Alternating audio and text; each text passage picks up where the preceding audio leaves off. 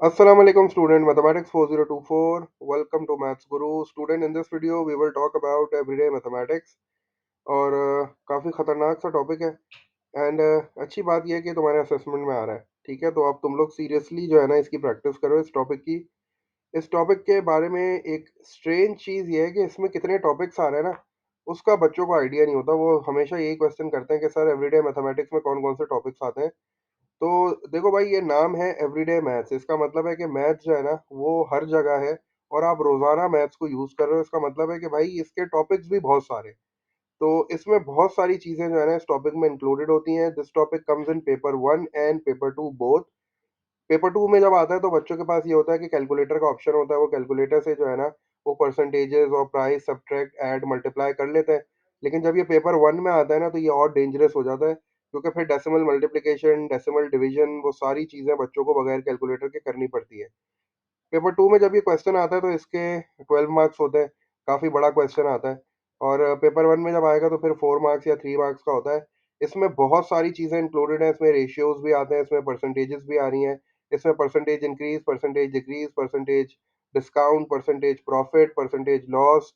इसके अलावा simple interest, compound interest हो गया, इंस्टॉलमेंट के प्रॉब्लम्स हो गए, मनी प्रॉब्लम्स हो गए, कॉस्ट से रिलेटेड जो प्रॉब्लम्स होते हैं, मतलब कॉस्ट प्राइस, सेलिंग प्राइस, ये सारी चीज़ें भी इसमें आती हैं, इंस्टॉलमेंट के क्वेश्चंस भी इसमें आते हैं।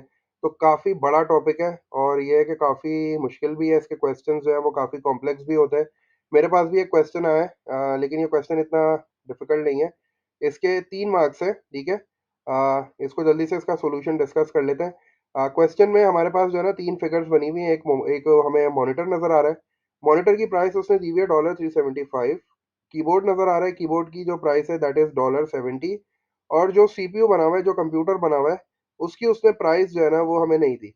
हमसे कह रहा है कि Ahmed buys a new monitor, keyboard and computer. उसने ये तीनों चीज़ें बाय की हैं अहमद ने, और बाय करने के बाद टोटल कितना हुआ है ये वो हमें नहीं बता रहा।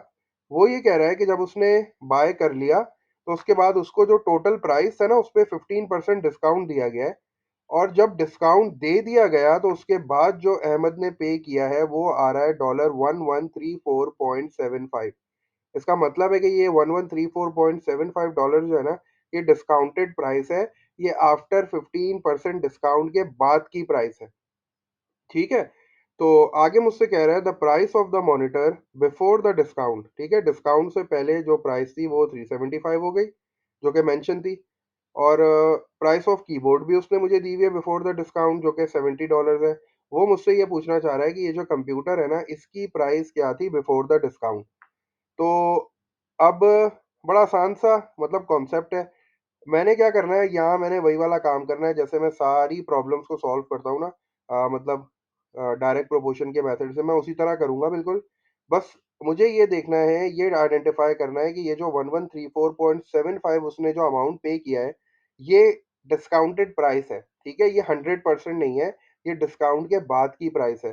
तो मैंने क्या किया, मैंने कहा कि चूंकि उसको 15% का डिस्काउंट दिया गया है, तो 15% का डिस्काउंट का क्या मतलब हो गया, मैंने 100 में से 15 को माइनस कर दिया, तो मेरे पास आ गया 85।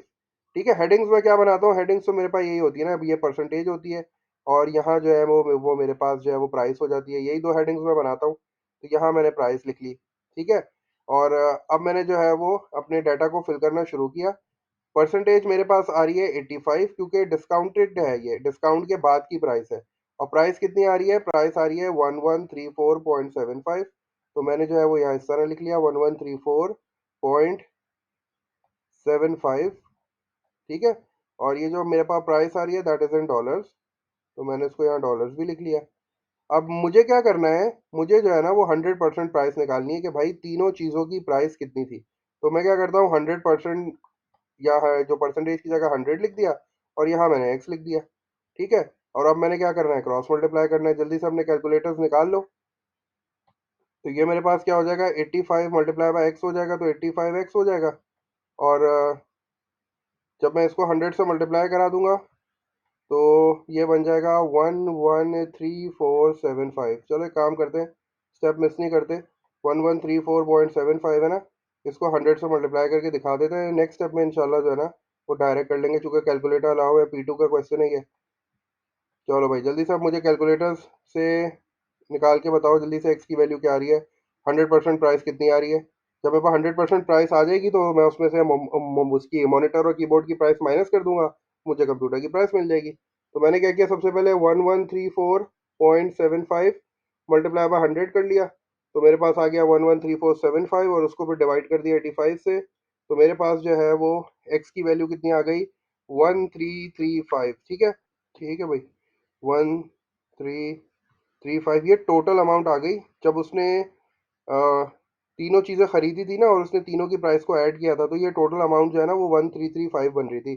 तो अब मैं क्या करता हूँ, चूंकि मुझे कंप्यूटर की प्राइस चाहिए, तो कंप्यूटर की प्राइस के लिए मैं क्या करूँगा, कंप्यूटर कितने का होगा, मैं इसमें से जो है वो दोनों की प्राइस को माइनस कर देता हूँ, मुझे मेरा आंसर मिल जाएगा। तो कंप्यूटर इक्वल्स टू, कंप्यूटर की प्राइस कितने की होगी भाई, कंप्यूटर की प्राइस ऐसे होगी कि टोटल आ गया मेरे पास 1335, तो 1335 आ गया। ठीक है, इसमें से जो है वो मैं कीबोर्ड की भी प्राइस जो है वो माइनस कर देता हूँ, और मैं जो है वो अपने मॉनिटर की प्राइस भी माइनस कर देता हूँ, तो 375 भी हो गया माइनस, और 70 भी माइनस हो गया। अगेन जल्दी से कैलकुलेटर यूज़ कर लो, आप लोग को जो है वो अपने कंप्यूटर की प्राइस पता चल जाएगी बिफोर द डिस्काउंट कितनी थी। तो 1335 माइनस 375 एंड देन माइनस 70 हो गया, तो मेरे पास जो आंसर आ गया दैट इज़ 890। इसका मतलब ये हो गया कि भाई कंप्यूटर की जो प्राइस थी before the discount that was $890। ठीक है ना, तो बड़ा आसान सा क्वेश्चन था, इसमें कुछ नहीं करना था, बस वही वाला जो हमारा मेथड है वही यूज़ किया हमने। हमने 100% पे ओरिजिनल प्राइस निकाल ली, जो ओरिजिनल प्राइस थी उसमें से इन दोनों की प्राइस को सब्ट्रैक्ट कर दिया, तो मेरे पास जो है वो प्राइस ऑफ कंप्यूटर आ गई बिफोर द डिस्काउंट।